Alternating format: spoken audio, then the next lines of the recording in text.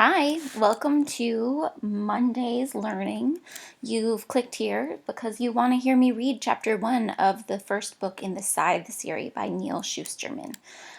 I think it's fantastic. It's a dystopian novel and it's also science fiction, and I think it appeals to more people than you would anticipate when I tell you it's dystopian science fiction. It's engaging. You can't help but want to know what happens next. And the topic is just interesting, like it's a topic I hadn't even thought about before this person wrote the book. So let's dive in. The Art of a Scythe 1 from the Scythe series by Neil Shusterman. Part 1 of the book is called Robe and Ring, and the first part of the novel is actually not the beginning of chapter 1. It's a journal entry from H.S. Curie, and we'll find out more about them later. So off we go. We must, by law, keep a record of the innocents we kill, and as I see it, they're all innocents, even the guilty.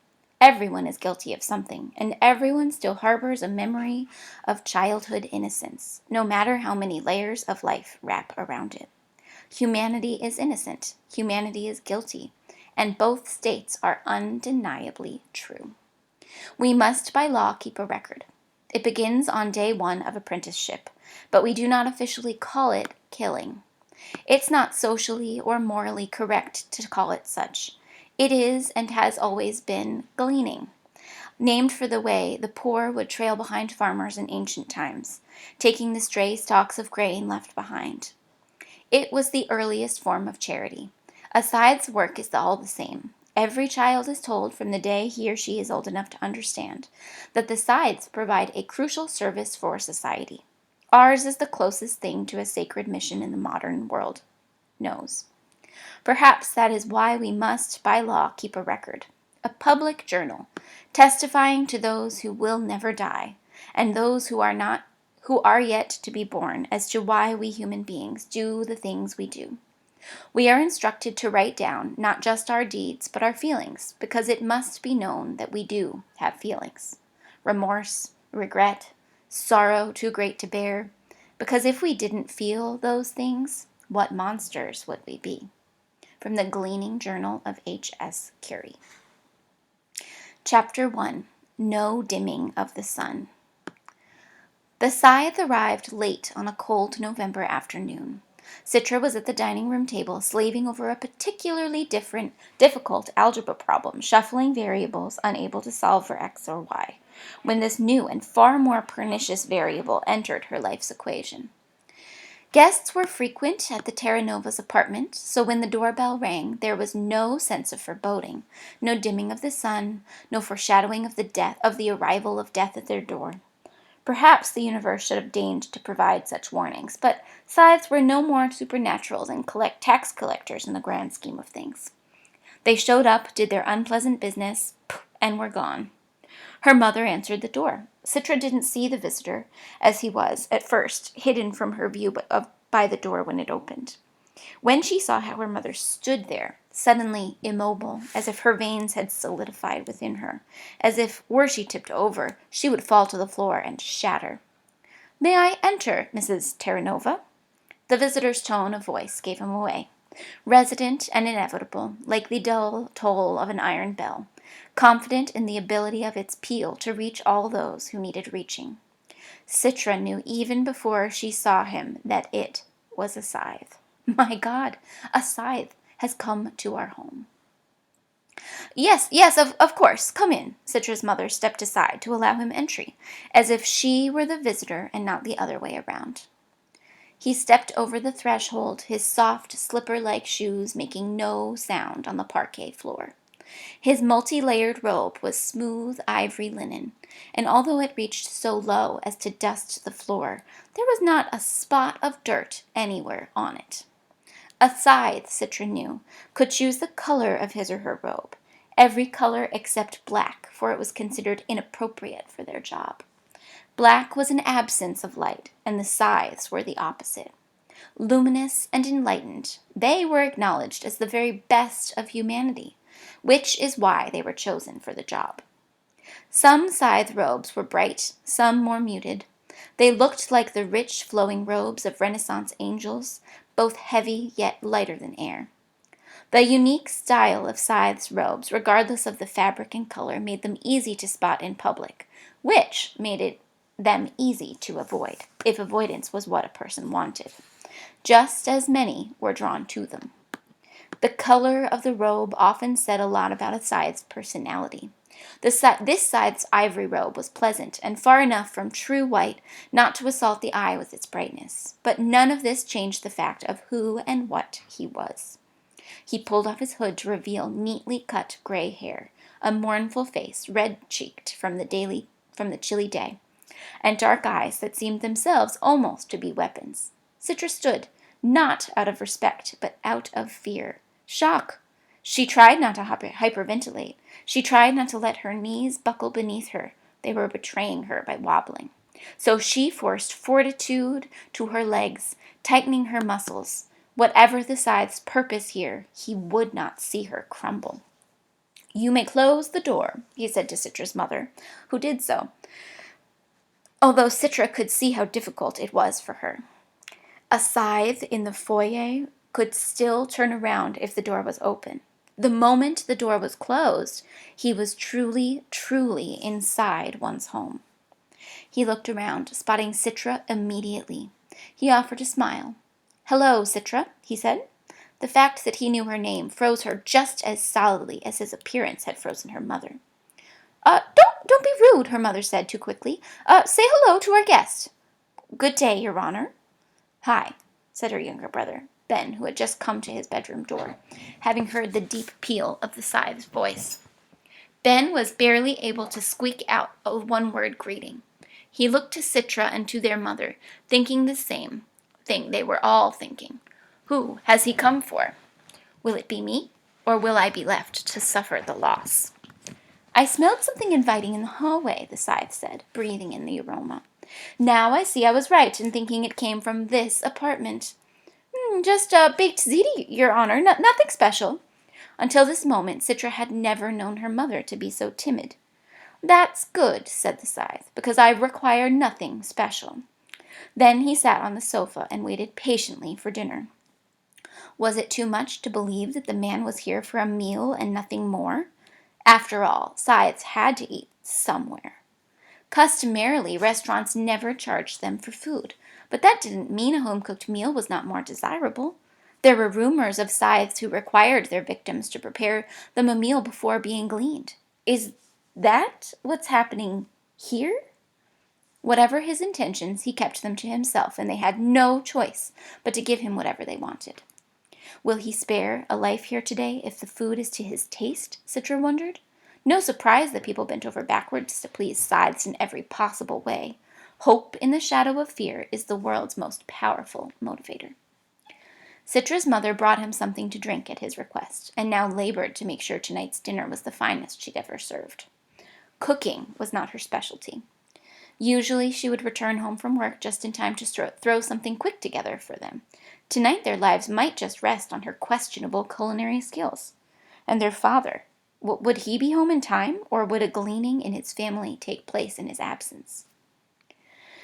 As terrified as Citra was, she did not want to leave the Scythe alone with his thoughts, so she went into the living room with him. Ben, who was clearly as fascinated as he was fearful, sat with her. The man finally introduced himself as Honorable Scythe Faraday.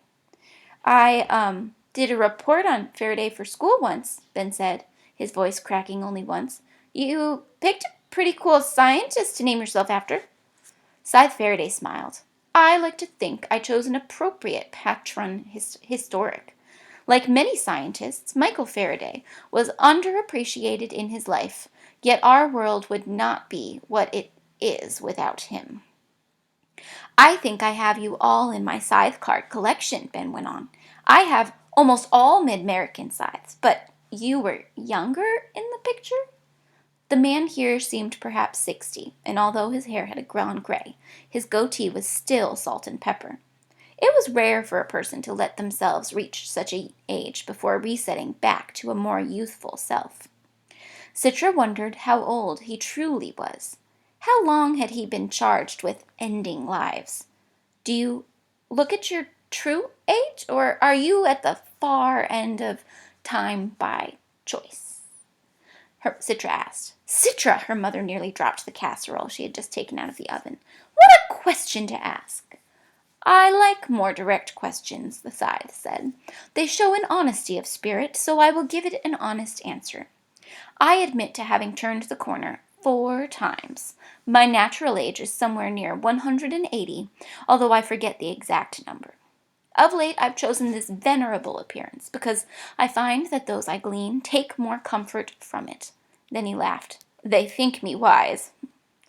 Is that why you're here? Ben blurted. To glean one of us? Scythe Faraday offered an unreadable smile. I'm here for dinner. Citra's father arrived just as dinner was about to be served. Her mom had apparently informed him of the situation, so he was much more emotionally prepared than the rest of them had been.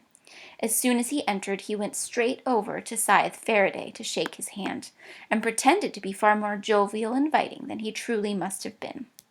The meal was awkward, mostly silence punctuated by the occasional comment by the Scythe. You have a lovely home. What flavorful lemonade! This may be the best baked ziti in all of Mid-America. Even though everything he said was complimentary, his voice registered like a seismic shock down everyone's spine. I haven't seen you in the neighborhood, Citra's father finally said. Well, I don't suppose you would have, he answered. I'm not the public figure that some other Scythes choose to be.